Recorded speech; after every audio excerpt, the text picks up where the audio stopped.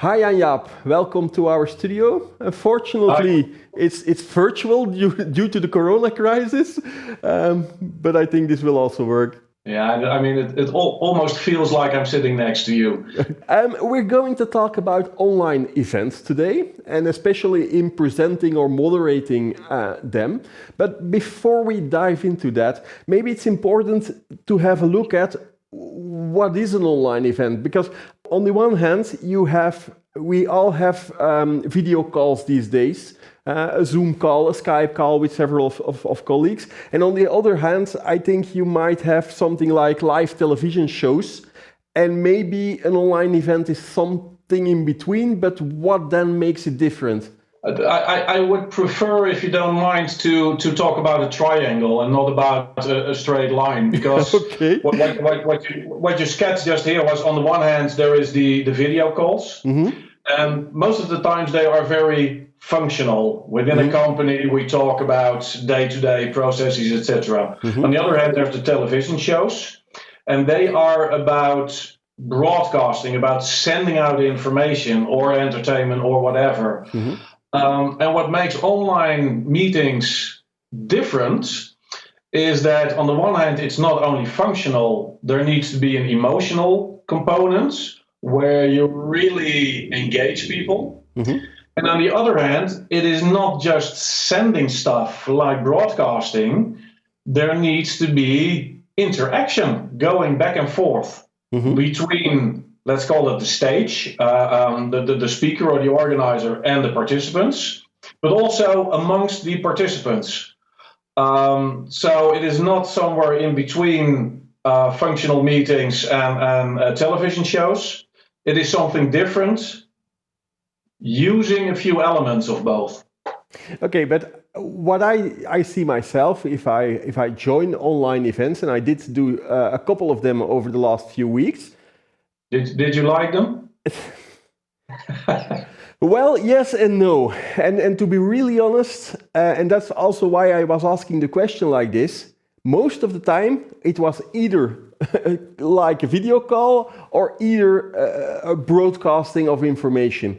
And I did see a lot of people putting a lot of effort in that and doing a really great job in making a television show. But to be really honest, in between I was emptying the dishwasher and doing other stuff, because it was good content, it had everything it needed, but I couldn't stay on my seat and just watching what was happening. And we're missing something. Yeah, and I've witnessed the same. And let's give credit to all those people that did the really great efforts and experiments, etc. And technically, it was beautiful and it was crazy stuff they did, etc. But if you do not interact with people and do not engage them, they will not remember what you told them. They will not internalize the behavior that you want of them. The only way to get people really involved with what you are telling them is by making them act and do stuff and talk to each other. So what we should be looking for is learning from the television shows and learning from loads of other stuff, and then finding a way to add something extra. And that extra, that is what we as live event industry always did. Bringing people together, talking to each other, feeling each other. Okay, that sounds really good, of course, but how do you do that? How do you have online interaction without being a gimmick, just like randomly every half hour now press a button or we do a quiz? How do you do that in an online event? Well, by making sure that you constantly realize that you are talking to human beings. I mean, the funny thing is, we are talking through a screen, and on most occasions, that makes you feel like you're not talking to a real person.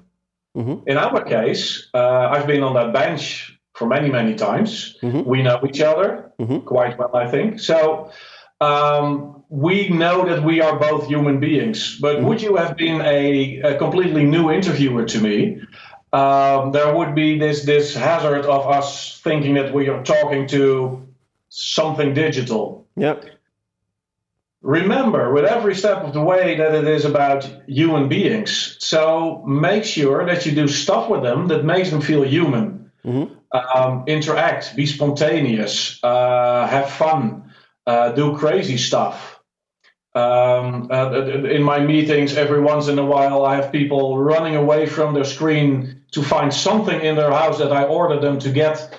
And that makes them feel human. The fact that when I have a screen full of people and I see a few people smiling, I will tell them, hey Kevin, I see you smiling. What are you thinking?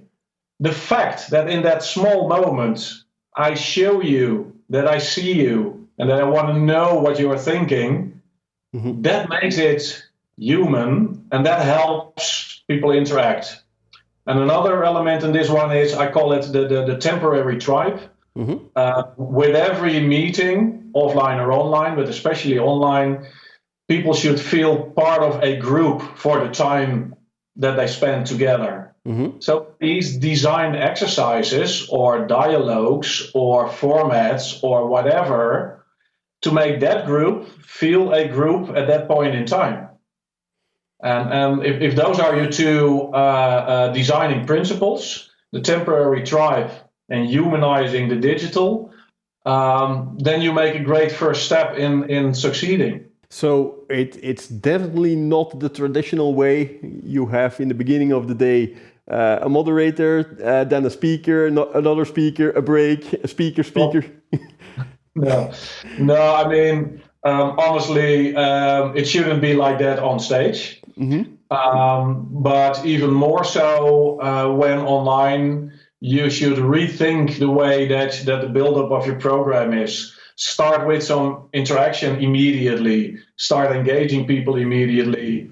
Thus doing the coding for your event. In the first 3 to 5 minutes, people understand what the event is about. If I have you listen at speakers for an hour first and then start interacting, you're already gone. Yeah, it sounds familiar. Yeah, and the big difference between online events and live events is, with the live events, we can lock people up. We just push them into a room, lock the doors, and they can't escape anymore. Probably they're not active mentally all the time, but at least you can keep them there. But is that a good thing? No, I don't think so. And the great thing about online is you can tell immediately whether you're doing a great job. Because if after a break, half of the people don't come back, well, your program might not have been that good. Yeah. So I like the immediate feedback of people showing up after a break or not. It's great. We are talking about the meeting design, but of course you also need technology to be able to deliver such a meeting. What are platforms you would suggest event planners should at least have a look at? Zoom. Zoom is still, for me, the standard because you can have 49 people, almost 50 people in one screen and see them all and interact with them all. That's one. And then there's a few. I like Hopping. I like Let's Get Digital.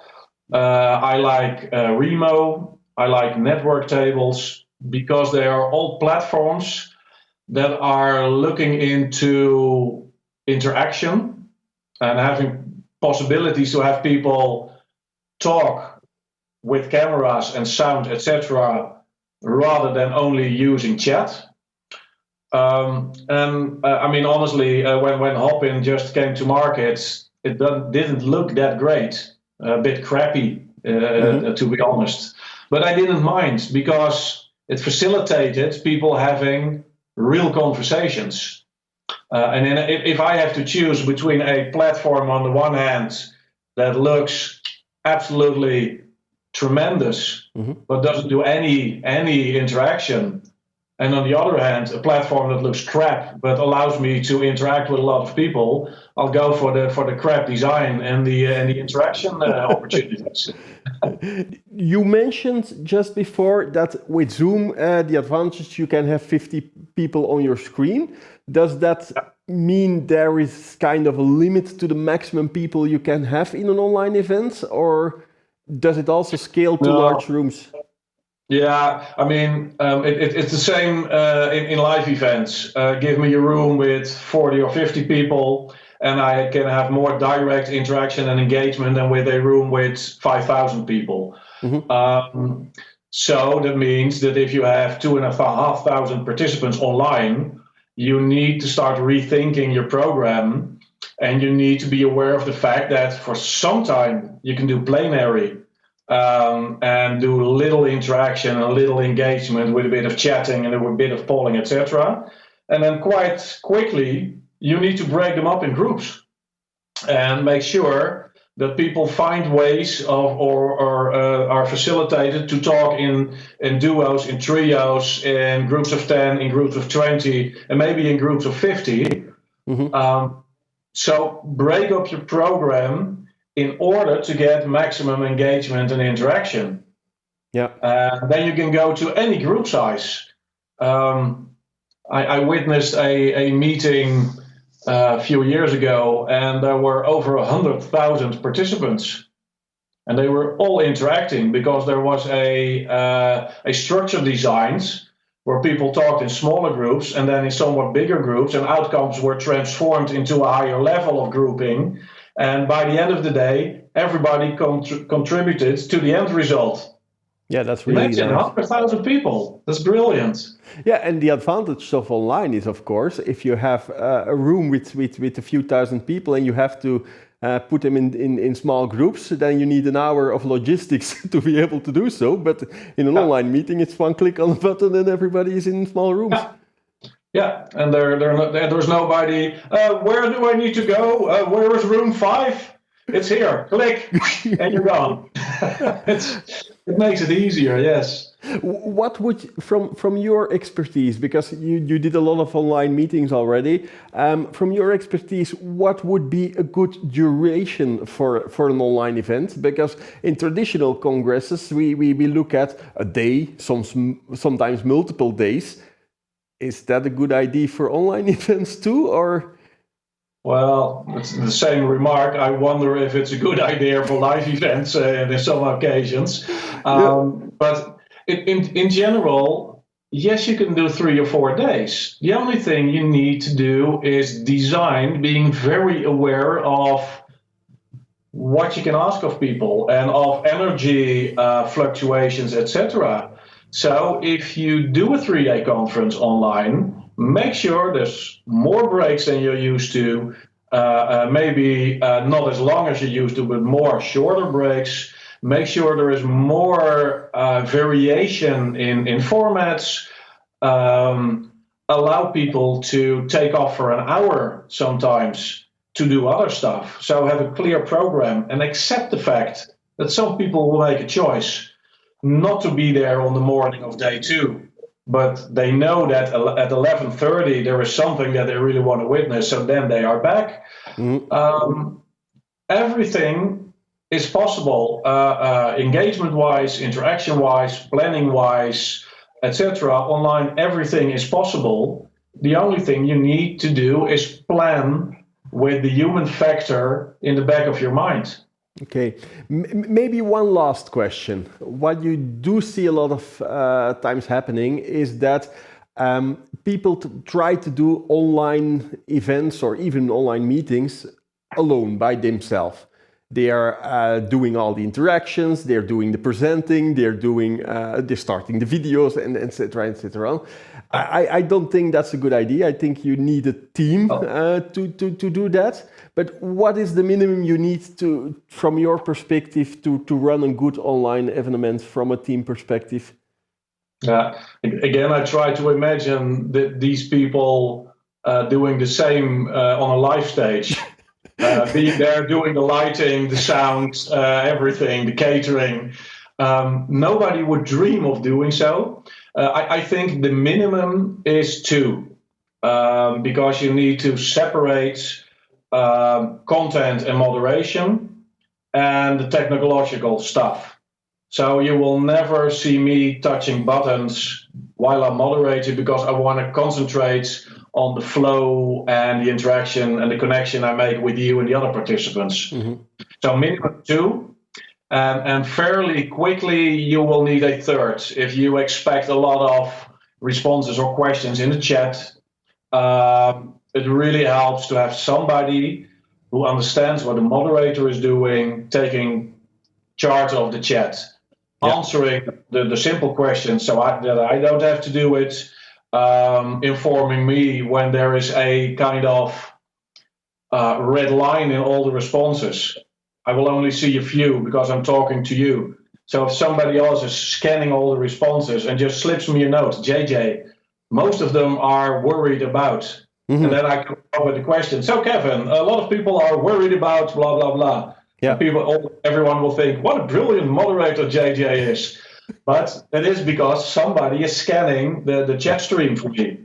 Okay. So basically, I'm a lousy moderator. I depend on people that you don't see around me. Can you turn your camera so we can see who's there? No, just kidding. Jan-Jaap, thank you very much for your time and sharing these tips. Okay, thank you. And you at home, thank you for watching our show. I hope to see you next week.